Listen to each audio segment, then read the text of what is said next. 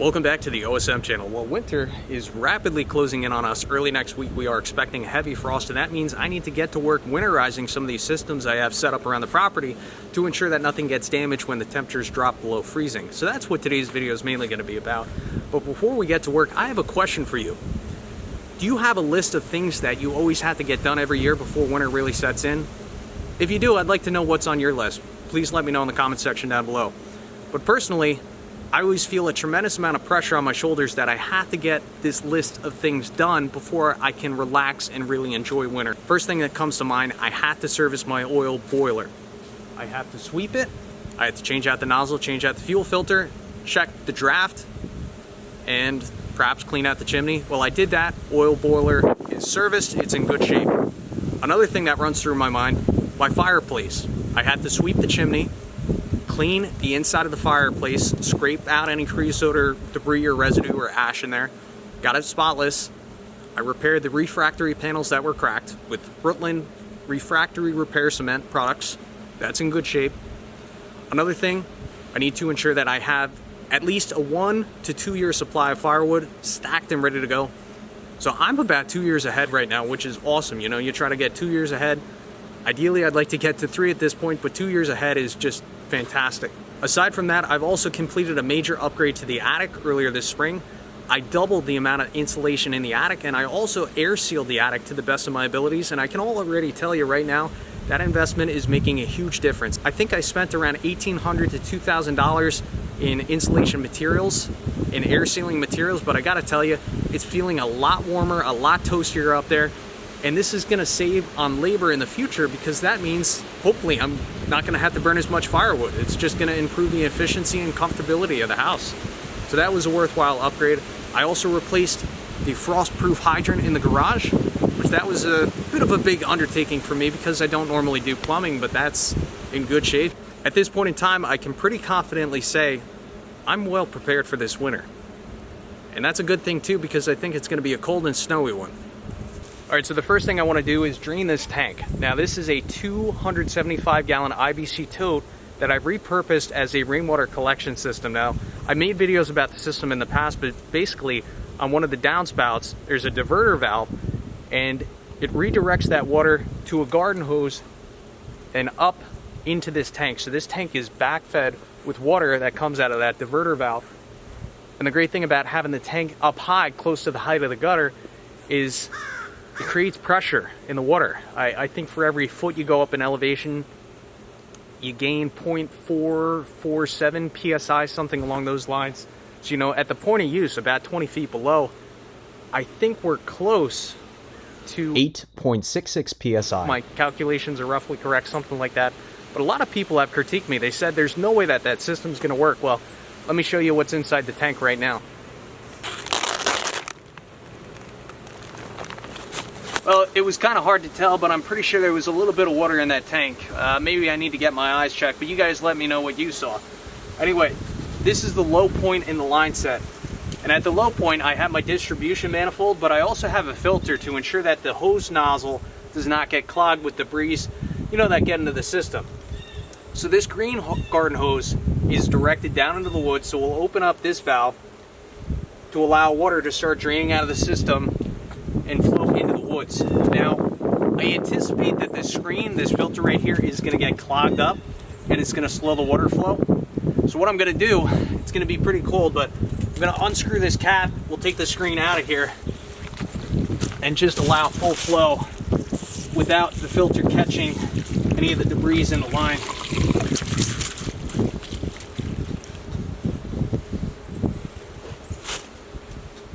This has worked out really well. I do have to clean this filter out, this screen out, probably every 2 weeks.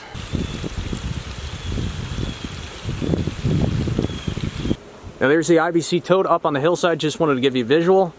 And as I pan to the right, here's the garden. And this system has worked out absolutely flawlessly. I'd estimate that we have harvested about 1,000 gallons of rainwater, which is huge. You know, I spent probably $100 on that IBC tote. It's a food grade tote, came from Italy, it had vinaigrette. You know, if you set up a system like this, it has to be a food grade tote. Don't buy one of the cheap ones that had toxic chemicals in it. And if you do get a food grade tote, make sure it did not have oil in it, like any kind of vegetable cooking, canola oil. I wouldn't recommend that. Stick with something that had a food grade, non-oil based product in it. But I mean, 1,000 gallons of rainwater harvesting has been absolutely huge. Now that 1,000 gallons is significant because that's 1,000 gallons of water, 1,000 gallons of wear I didn't have to put on the well pump, and 1,000 gallons of pumping that we didn't have to pay for electricity wise.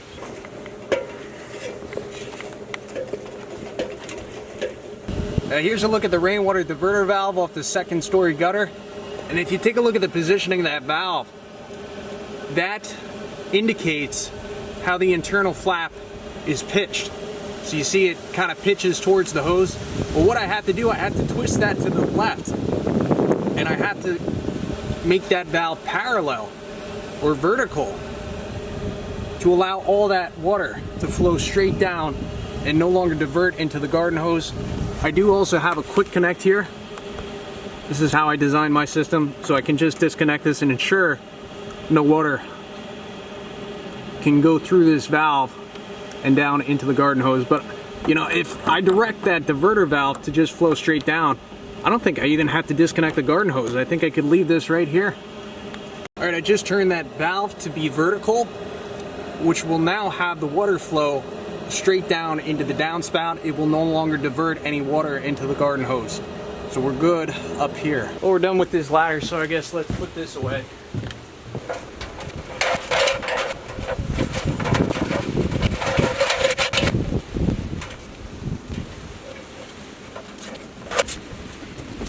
All right, so now I have to pull this pump out of the pond. Now this pond has two pumps. For one, it has an air pump under that fake rock. And if you look in the pond, you can see the koi fish, but there's air bubbling here and air bubbling here. There's an equalizer. I actually had to adjust that slightly to provide equal aeration. But from my understanding, the aeration oxygenates the water, which allows the fish to breathe. It's pretty important apparently. But in addition to that air pump, you know, there's the water pump for the waterfall feature. So we have to pull that out to ensure that that doesn't freeze and crack and damage anything internally, which this pond, you know, it was here when I bought the joint. I just kind of maintain it at this point. Fun fact, black bear has been in this pond a few times. I'll see if I can throw on the video now.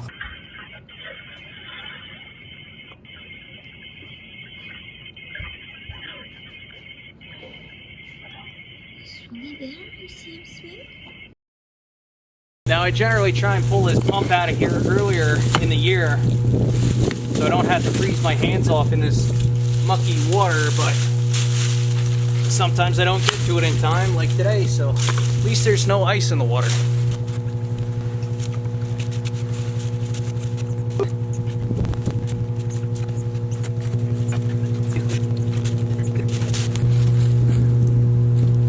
Little cold. All right, all we gotta do now is just ensure all the water is out of the pump. That's pretty much it. Wrap up the electrical cord and throw her in the garage.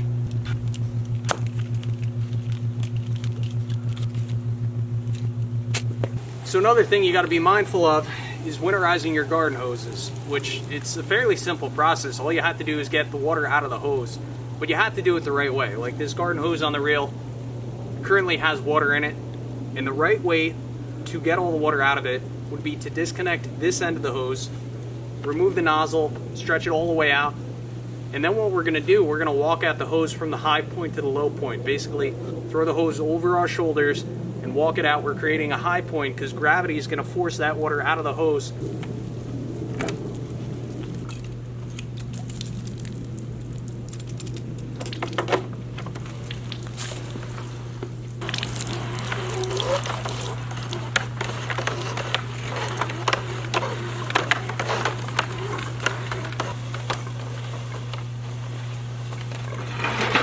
All right, I have the end of the garden hose. I'm now at the low point of the hose, and watch what happens when I lower this down. See all that water coming out of there? That's what we want. Now gravity will take care of most of the water in the hose if you go from high to low, but we're still going to walk it out to ensure we get every last drop out of the hose.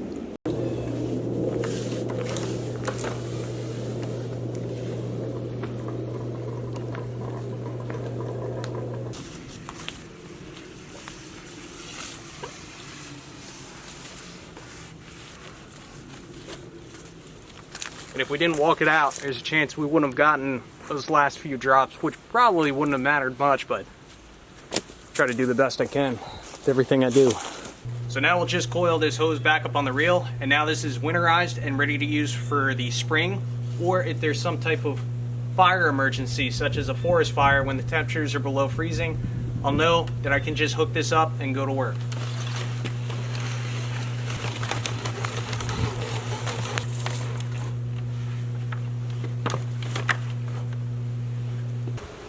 Now this wall hydrant is a freezeless or freeze-proof, I would call it freeze-resistant hydrant. This actually froze on me last year when the temperatures got below 10 degrees Fahrenheit. But regardless, I like to remove these bronze diverter valve. I think this is bronze, I don't think it's brass because it's a little bit harder than what I would classify as brass, but I like to pull these off and just store them inside. You know, sometimes you leave these out, these get stuck to the stem or you start to deteriorate. So just leave the valves open, throw this in the garage. So I want to talk about my home heating oil tank for a moment. Now, I don't have a natural gas line available to hook up to in the street. So for heating the house and heating domestic hot water, what options do you have? Well, I don't really like the electric option because they keep jacking up electric prices. But basically you have the option of using home heating oil, which is how the house was set up when I bought it, or propane. Obviously I'm not going to swap over to propane because I think the cost between the two is about the same. But if you do have a home heating oil tank, you do want to inspect this regularly. I look at this tank constantly. I try to inspect it probably 3 or 4 times a week. I'll just come outside, take a look at the tank, make sure nothing's leaking, make sure my gauge is reading that there is in fact oil in the tank. I try never to let this drop below a quarter tank. YouTube channel I used to watch, Tank Masters. They deal with replacing above ground and below ground oil tanks, but what they really specialize in doing is cleaning up heating oil tank spills, which those get very costly very quickly. So you really got to pay attention to your heating oil tank. Monitor it for leaks above ground, below ground, in your basement. You need to stay on top of this and inspect it regularly because the cleanup could cost you $100,000, $200,000 easy, especially if your homeowner's insurance policy does not cover it. Maybe that's something you want to talk to your insurance agent about. But my tank has the bottom feed in the bottom left corner, and it's really important that your tank is pitched properly. So you want to ensure that your tank is pitched towards your bottom port if you do have a bottom port. And the idea behind that is if any water or condensation does get in the tank, that's heavier than the heating oil, and by pitching it towards that valve, it allows that water to be drawn into your burner, to which it's burned off as, you know, kind of like steam, which is a much better alternative, or in fact it probably would collect in your oil filter housing, but that is a much better alternative than allowing that water to sit and rot the internals of the tank, because it very well could do that if your tank is not pitched properly. So make sure your tank is pitched towards the outlet. Very important. So the tote's been draining for about an hour. We are now empty. A little bit of algae growth on the bottom, not too bad.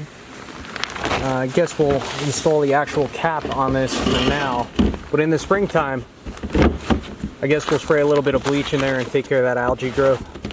They're all nice and clean. I was thinking I wasn't going to touch this. You can see I have an adapter that goes from the tote valve threadings to a garden hose. I was going to leave it, but I thought because, you know, this steps up the garden hose fitting a little bit, I probably should just open this, get the last few drops out of there. A little bit of schmutz in here from the roofing shingles. It's all good. Alright, we're in pretty good shape. We have our rainwater holding tank drained. We have our diverter valve redirecting the rainfall back into the downspouts. So the final thing I'm going to do is remove this manifold and filter off the main line and put these probably in the garage. I also cleaned out this mesh filter off camera. So that's going to be good to go for the spring.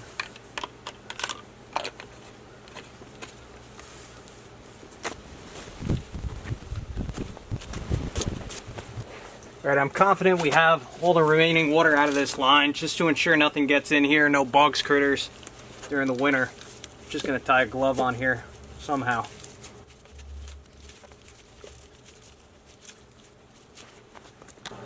So one of the final chores of the day that I need to take care of is I got to move some firewood into this rack right here. I would consider this rack to be my emergency rack. So my firewood system typically works like this. You know, I process and stack the firewood probably 200 feet away from the house, which reduces the fire danger, but furthermore, it keeps all the mess over there and keeps the bugs away from the house and the foundation, which is really important. Now, I'd say the weak point in my firewood system is that if my lawnmower breaks down, well, then I have to manually haul the wood over here, which it's a long ways, you know, it's probably 300 feet away, close to a football field away. So I consider this to be my emergency rack. I typically try not to draw from this during the burning season unless we have a severe snow event or there's some type of mechanical breakdown with the mower. Now, a question you may have is, how do I get the mower around the property when it snows? Well, pretty simple. I have a snow blower and I just clear a 2 snow blower width path for the mower to charge through. Also throw tire chains on it. I have to load it a little bit less when the ground gets very slippy. Typically, I shift the weight of the wood towards the front of the trailer so there's more weight on the drawbar on the tractor, but it's worked fine for me for a few years now. But again, this emergency rack, I always try to keep it stocked up in. Clearly, it's a bit low right now, so let's take care of that.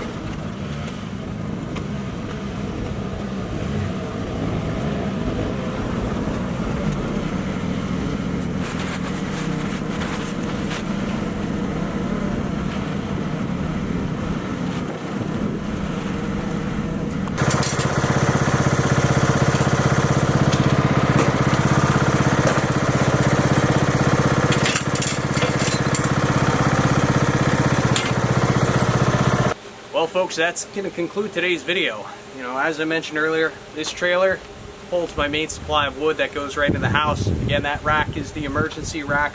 As this empties, I just hook the tractor back up to this over the wood pile, and the process repeats.